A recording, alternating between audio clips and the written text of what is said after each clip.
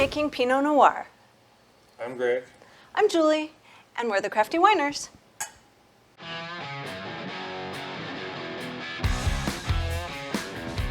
So we haven't made much of this. This is one of the first 5 that we've made of this batch. Maybe less than that. He likes Merlot. We get stuck on Merlot all the time, so we wanted to. We're branching out. We wanted to mix it up a little bit.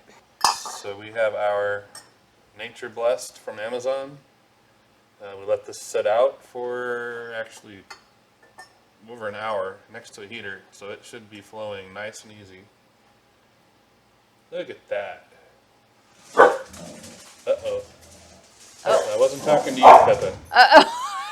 Corgi's on the loose. Oh, come back. It's all good. No intruder. No cat. Oh no, you did it now. Well, the Corgi cam caught some of that.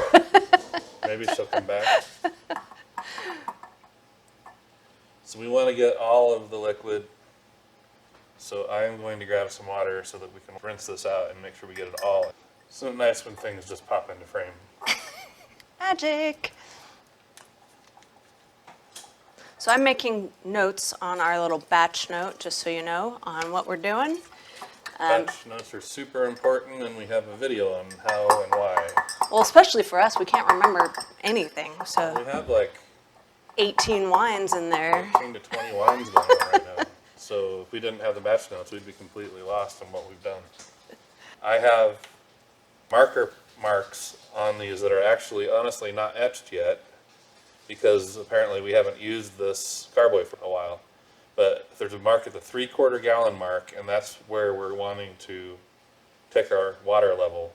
First time we dishwash these, because we wash them and then we'll sanitize everything, including these, prior to using them.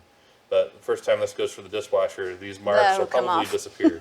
So I'll have to etch them, but in a pinch, just a marker mark is fine. We used a large measured pitcher to get 3/4 of a gallon, poured it in here, and then just marked where the water went to. But we're going to the 3/4 gallon, and I'll explain why once we get there. Do you want the funnel? I'm really good at this. Okay. Except when I'm on camera, probably. Okay, water is up to the 3/4 gallon mark that I put on here. I'm going to shake it up really good, probably for around 2 minutes. Make sure it's all nice and incorporated. And our grouchy dogs are coming back because they didn't find the cat I told them about. Shh, you said it again. Now that it's nice and shook up and I'm breathless. So we stopped at the 3/4 gallon mark because we need to put sugar in this now, and we want to make sure that we have room for the sugar, not knowing how much we need to add. So I took a hydrometer reading, and it was 1.108 at 3/4 full. So the formula for this, I'm going to put it up on the screen too while I'm reading these numbers that we wrote down. You take the decimal portion of the specific gravity, which is 0.106. You multiply that times how full the jug is, which is 0.75. That gives you 0.081. Put the 1 back on it. That means that when this is full, the specific gravity right now would be 1.081. So we want, on this particular, on Pinot Noir, we want it to be around 13% alcohol, which is average apparently for Pinot. So that is 1.102, and to figure out where I'm getting all this stuff, watch our hydrometer video.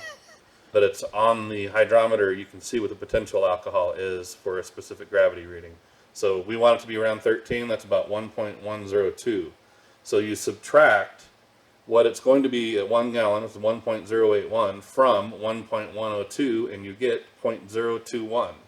That's the amount of specific gravity or sugar on the hydrometer that we need to add.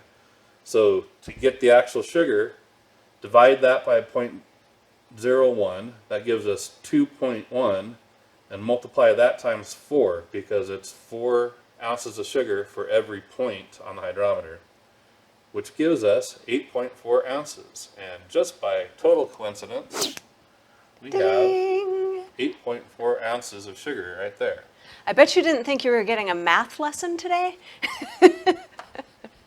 And there will be a test at the end. Our Alexa is absolutely useless tonight, so that took us about 10 minutes to get those.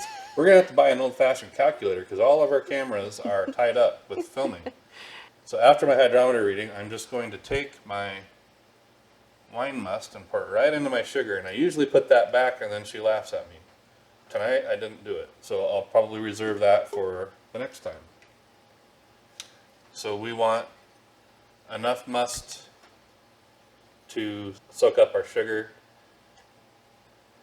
We're going to do that, mix it up real well, and pour it in. Okay, so I got that all mixed up so it's easier to get in here. And I'm going to pour it in here, hopefully without...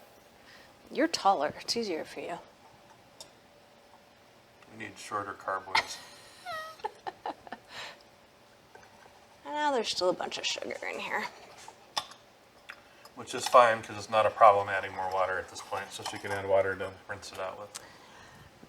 So I did a little shaking and then realized we need to get this up to a gallon before I shake, or I just have to do it all over again. So I think I was whining before. He's gonna do it again.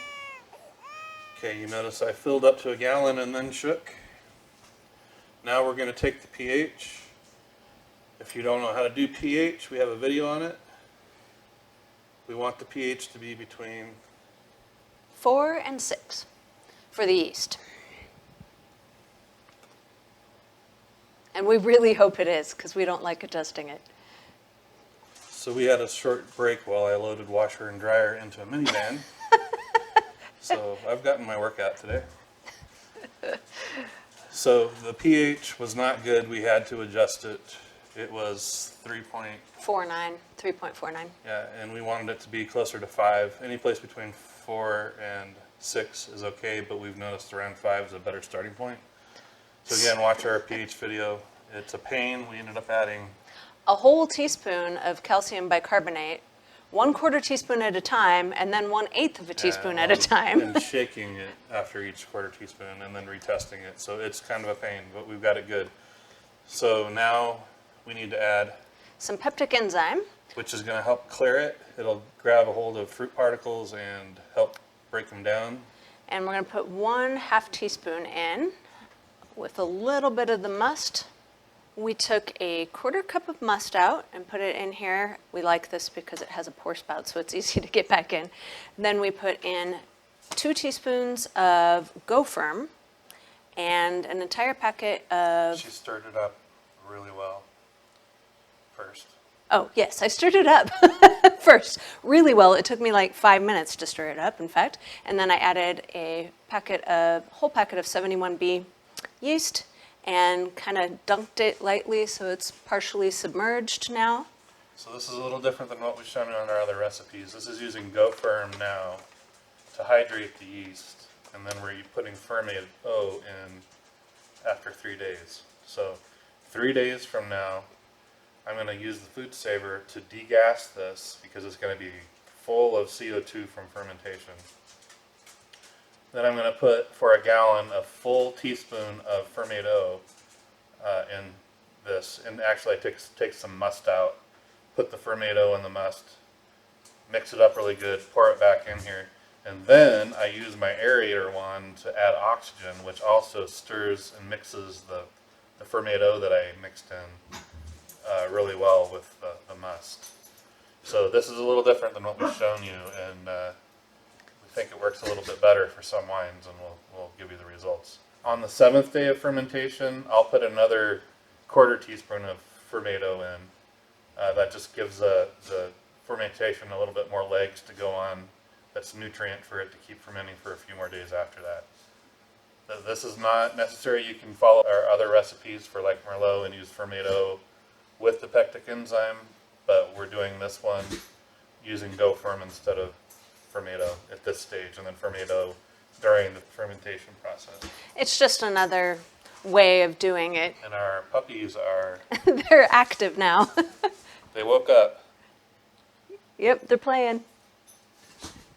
So you might get some good shots on the corgi cam. Snort fest. So earlier I had to take a break, and somebody was buying the washer and dryer that we have here in our studio because we're going to replace it with some new equipment, and I had to help them load it into a minivan. And I ran back down here, and Pippin, the big corgi, was at the top of the stairs, and when I opened the door, she rolled down end over end to the bottom of the stairs. And she stood up and shook it off, and she's fine.